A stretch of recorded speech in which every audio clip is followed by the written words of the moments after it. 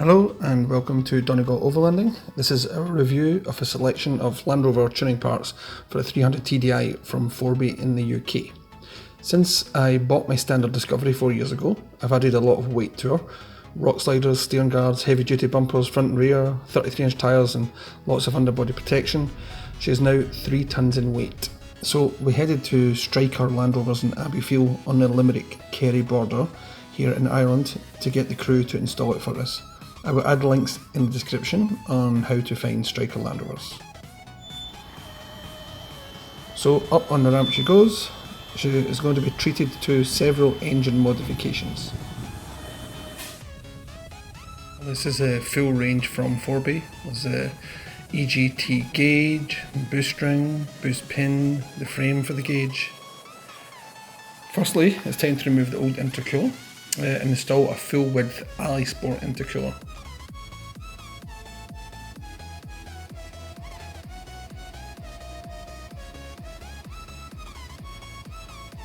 Now, I had already removed the EGR and blanked it off. However, Fourby sell an exhaust gas temperature probe manifold adapter, which is a fantastic and tidy way to install an exhaust gas temperature probe without having to drill holes anywhere. It just screws on the same way as a blanking plate does, and then you wipe off the excess and the sort of exhaust sealant paste, and that's you done. This is an exhaust gas temperature gauge and it's complete with a probe.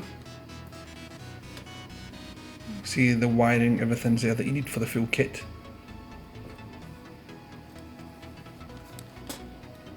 It also comes with instructions. It's all extremely straightforward and it'll be easy for any DIY mechanic to do it themselves. I asked Ian Stryker to do this because I wanted to be able to create the video to share with you all.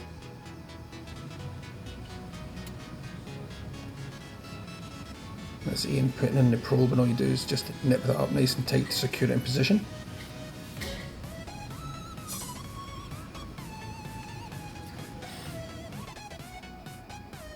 Now the display itself fits into a Fourby frame, and to be able to find the end of the probe wire you need to unscrew the cup holder, remove the coin tray and remove the 3 screws on each side that we're pointing to here. Once you've done that, you just pull the whole unit off.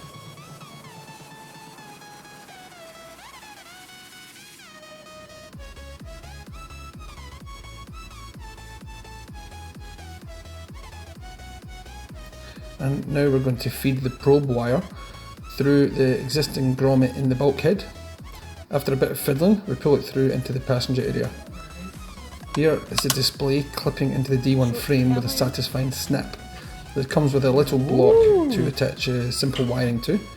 You can see how the frame also snaps in the dashboard, giving a factory fit finish.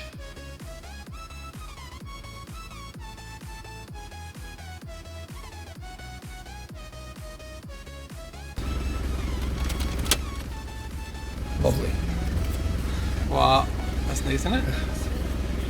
Don't you get your dirty fucking paws over that? It's hot already.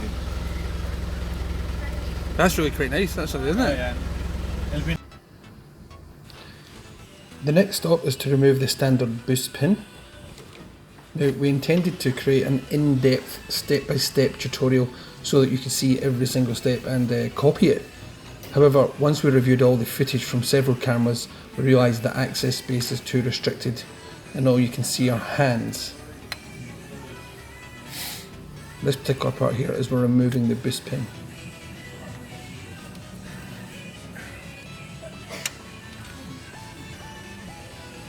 Was that the pin? That's the window, it's changed. And you can see the new boost pin sitting on the table there. You can see the different shape of the new boost pin. And this was all remarkably simple and straightforward to swap it out.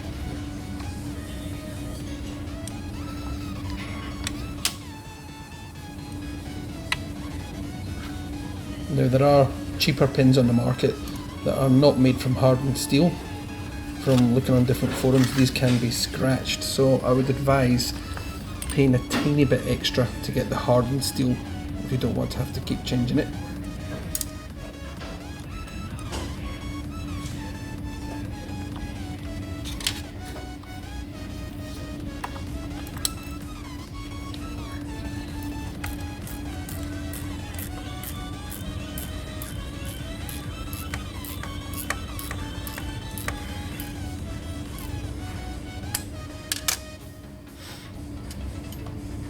And there it is, installed.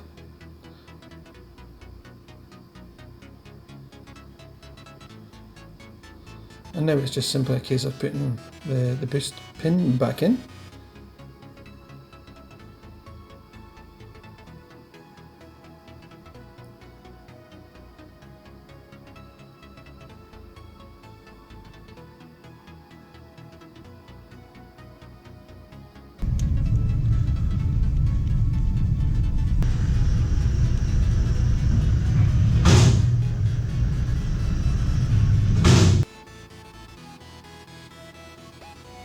Now the next piece of tuning is to install the Fourby boost ring. Now this was impossible to film, so I decided not to waste your time showing you hands. It's very obvious anyway and it won't cause you any problems at all.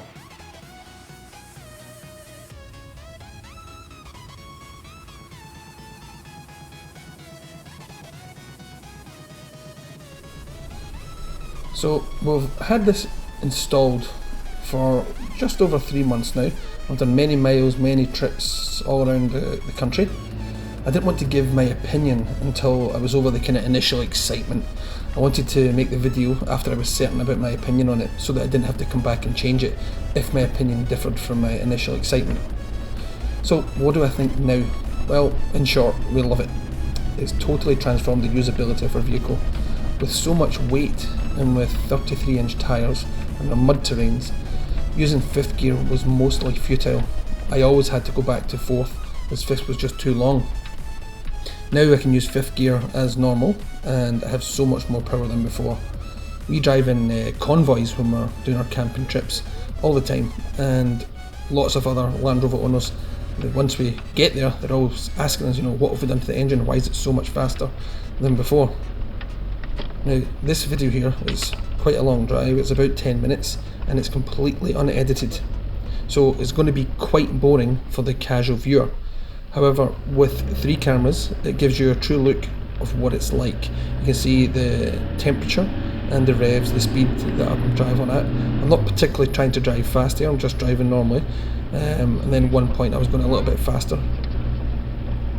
This is something that I wanted to see before we actually ordered the parts ourselves, and I searched online and I couldn't really see anything that was kind of clear, so I kind of took a gamble after having read many forums. Now recently I had a drive of a standard disco a few nights ago, and that had absolutely no modification, so it was standard weight, and I'm not joking, it actually felt dead, no grunt at all. And even though I've got so much weight on mine now, mine's more nippy, it just pulls more, pulls longer, it's just so much better in every way. Now, all of the 300 TDI engines are getting on now, from no matter what car you have, whether it's a Defender or Discovery. It's a no-brainer to install this if you want to enjoy your vehicle and make it safer, because it doesn't take anywhere near as long to overtake. And you know what it's like when you're trying to overtake something and you have to wait for a huge big gap, and it just sometimes becomes pointless and you have to give up, and that is annoying. But now the car is just much safer to pull out. And now that we've had it for so long, there's literally no way I would go back to being without it.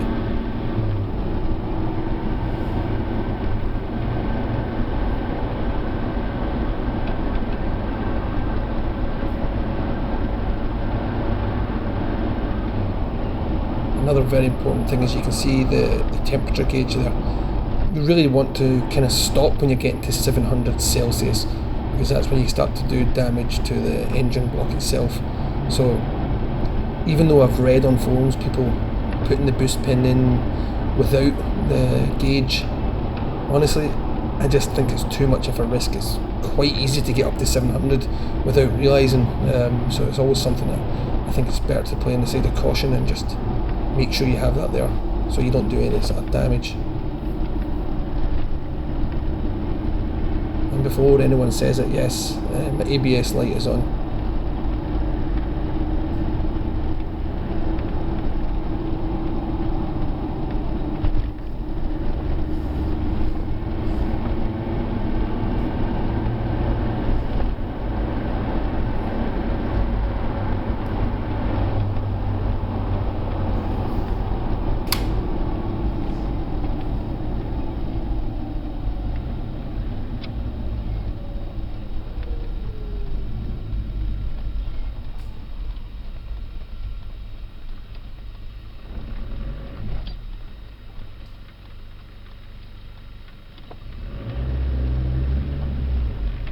and you'll see a few times in this video the camera that you're looking through here is kind of going all over the place.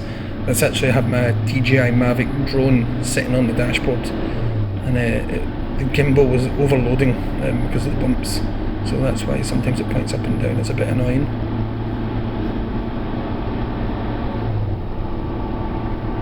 You can see here, you're driving along 50 mile an hour. Now bear in mind that the speedo is probably about 5 to 7% under reading of the actual speed that I'm doing. And what is amazing is how quickly, when the engine does get hot, as soon as you lift off a little bit, you don't have to lift off a lot, but just literally take off full boost, and very, very quickly it cools down again.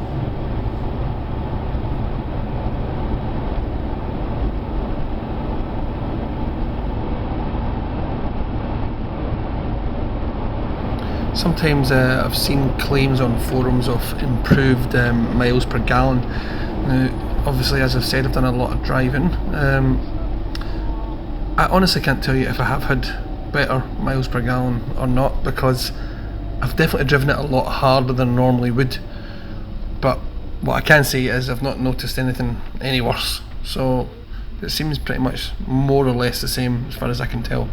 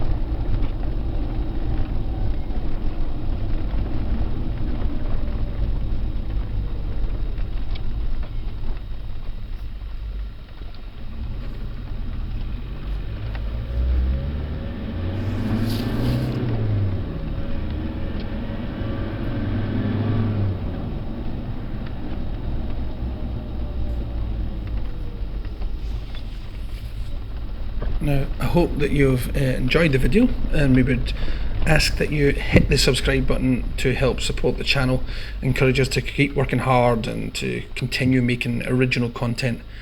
I'm going to add links to Fourby UK in the description below, so if this is something that you're interested in, and if you have a 300 TDI, I can't think of any reason why you wouldn't be, then you can click the links or have a look online. There's plenty of information about it.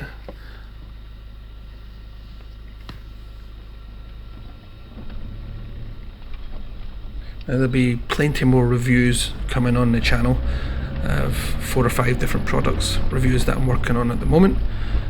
So make sure you hit the subscribe button, and thank you for watching.